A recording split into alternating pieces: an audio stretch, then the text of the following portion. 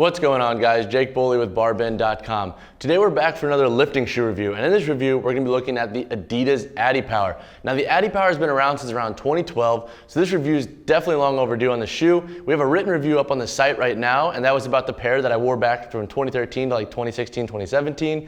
That was the red and black model, but they're pretty beat up, so we got a new color here, new shoe just for this review. This is the Trace Cargo and Gum 5 shoe.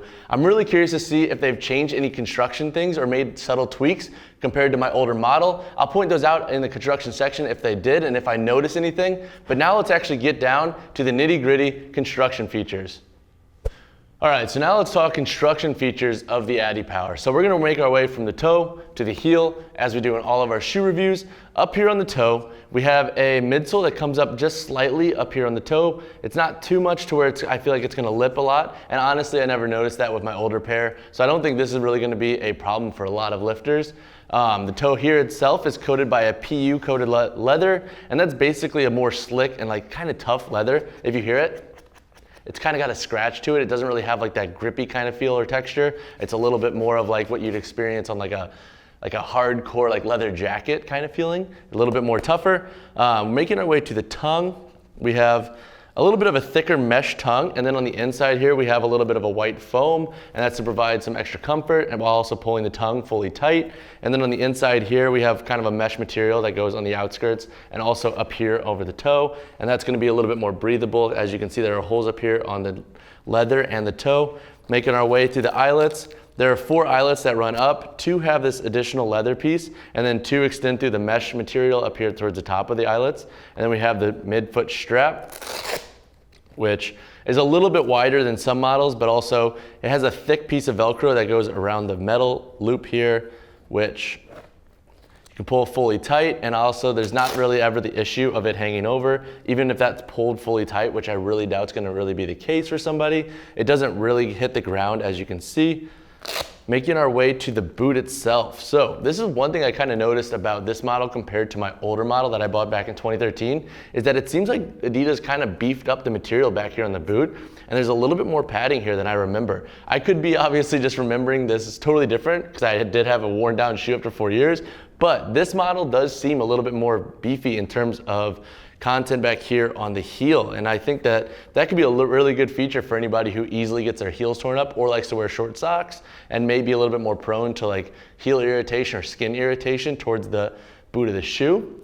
Making our way down to the heel, and this is the aspect that a lot of people are worried about when looking into lifting shoes, is the heel itself. So we have a TPU heel back here. It has like the kind of the pillar support, and then it's also a 20 millimeter heel height, which is around like 0.79 inches, which is going to put this shoe into the 3/4 inch heel category in terms of lift. Making our way down to the bottom, we have a solid outsole here. It's pretty sturdy and it's pretty grippy. The leather here, the gum material, is pretty good, and I think it's gonna be pretty grippy on multiple surfaces. I never really encountered any slippage issues when using these shoes. I mean, obviously if the floor is wet, that's a different thing, but in terms of like gripping wood, gripping rubber surfaces, and like let's say CrossFit gyms, the shoe did a pretty good job all around. Then making our way to the midfoot, and this is probably one of the bigger features on the shoe that a lot of people don't really know or account for. So there's a torsion system. What is a torsion system? So every shoe company kind of has their like tech that they like to put in their shoes.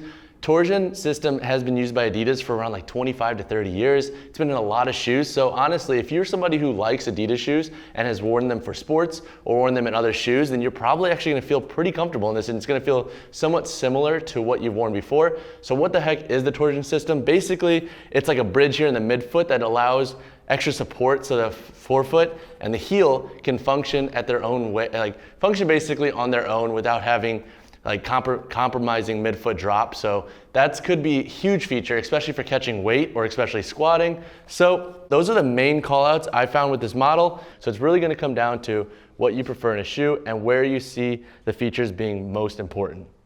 All right, now let's talk about sizing very quick. So I'm a size 10 foot, and I usually fit pretty true in most size 10s, and I do 10s in all of my reviews to give you guys a good, accurate description of how these shoes are actually gonna fit when you buy them, in case you don't try them on beforehand. So I have worn these shoes before, and I'm really curious to see how they fit because I haven't been wearing these as regularly as I have other lifting shoes that I've been testing. I wore the Adipowers back in like 2013 through 2017, and they fit pretty good. So now let's see how they fit. Got my no-show socks on. I'm fresh at the shoe store here, it seems like. Pulling that shoe on. So I'm most curious to see how this shoe hugs the foot compared to other models. So there are 4 eyelets that run up. There's a 5th eyelet up here, and I keep mentioning there's only 4 because in reality you're probably only going to lace up to 4 like most people. But if you do lace up that 5th, then yes, there is a 5th eyelet. But I'm just talking realistically as what most people are going to be doing, and that's really the 4 eyelets. So I'm going to pull this shoe as tight as I can. Personally, I like more eyelets, so I'm interested to see how these 4 fit. I mean, I could pull that shoe fully tight. There's not really an issue there. There's ample shoestring, so I could tie it up pretty good there with a shoestring. Let's pull this strap tight as if I wanted it fully tight, not excessive hanging off to the floor. There's a couple inches there before it hits the floor. Shoe feels very tight in the midfoot, and you can really feel that supported arch here. That's something I kind of dig with the shoe and I like because personally I like arch support because I have higher arches and I have a slightly more narrow foot. So now let's look at the toe and the splay. I'm not having any issue up here splaying my toes, but I will note that this shoe is a little bit bigger than other models I've tried recently. So toe is here. There's about 3/4 to a full inch of space up here than toe. And personally, that's a little bit much for me. I like a little bit of space. Like I talk about in most videos, I like 1/4 to a 1/2 inch because that way there's not too much toe jamming. So 3/4 to a full inch is a little bit much. But then again, I guess it's gonna come down to personal preference. The shoes don't feel excessively tight, so you don't have I don't think you'll have a big issue with width that is. And in terms of this issue up here with the toe, it's not so much an issue, it's just gonna come down to how you like your shoes to fit. I would recommend if you are true to your true size, or even on the smaller end, to go like a 1/2 size down. But if you're like, let's say a size 10 like me, and you're on the bigger end of that, and you're usually maxing out your foot, then you should be okay with these shoes. It's just something to kind of keep in mind. I have a lot of room, but I'm pretty true to a little bit smaller end on a size 10. So again, keep that in mind before buying this shoe. All right, so now let's do a quick performance overview of the Adipower. So to retest this shoe, since I haven't worn it in a while, I did squats, power cleans, and light snatches. So how did the shoe perform? It honestly performed pretty stellar across the board. Just like I remembered, I'm a big fan of this shoe for 2 reasons. Number 1, the toe is naturally reactive, so there's not a lot of breaking in terms of the toe flexion. So getting up to your toe and then grounding the foot is never really an issue with this shoe. Also, I like the additional arch support. I have high arches, so the torsion system is a big plus for me.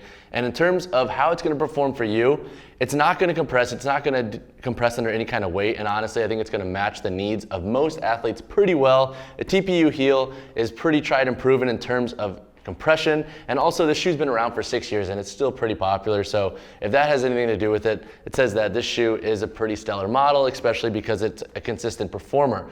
If you want more thoughts on performance and you want different athletes' takes, I interviewed a couple athletes for my written review, and you can read those there. They kind of talked about how the shoes perform for them and how it's held up over the years, and they're moving a little bit more weight than me, obviously. So if you're interested in that, check out the written review. But all in all, the shoe is a pretty stellar performer. Let's talk price. For newer color schemes, they're around like $199 to $200, and that's kind of standard across the market for most new models.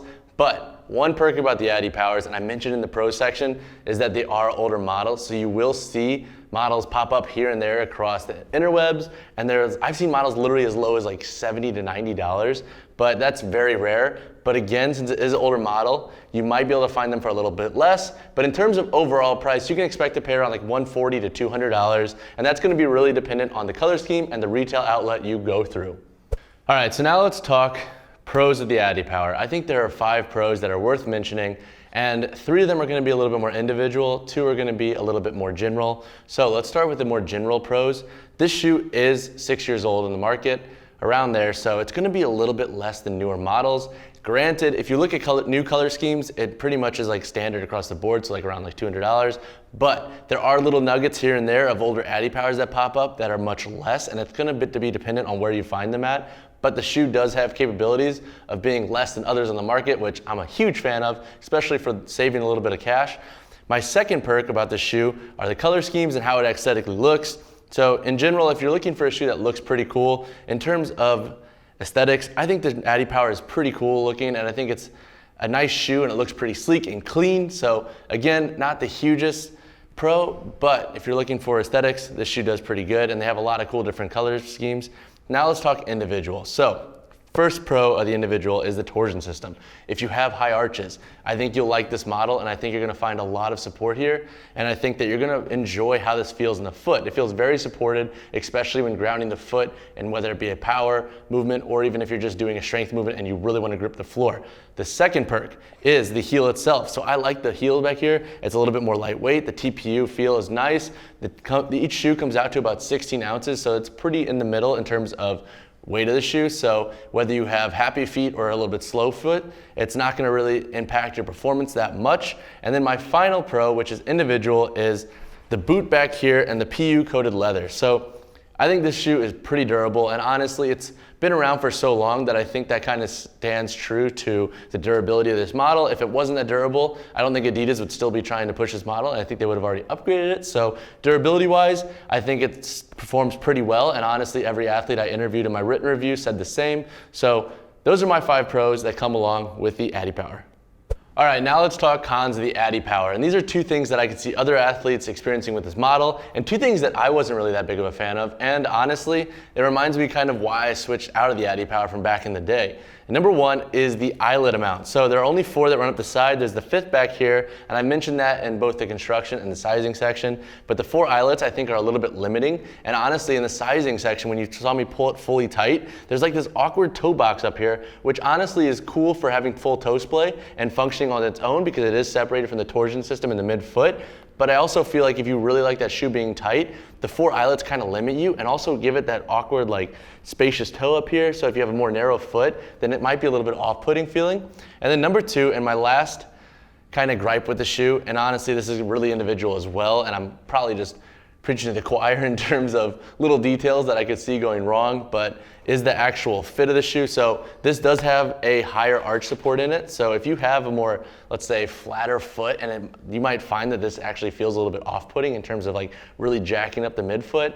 Granted, arch support's gonna really be preferential in terms of what you find most supportive, in terms of what actually is great for your health. So again, that's gonna be a minute detail. It's gonna really come down to what you personally like, but I do worry that the excessive arch support, while I like it because I have a higher arch, might be a little off-putting for more flat-footed athletes. That wraps up my review of the Adidas Adipower lifting shoes. In terms of performance and durability, they're just how I remembered. They're solid in both categories. To read what other athletes thought of the shoe's performance and durability, visit us at BarBend.com or search Adipowers and BarBend.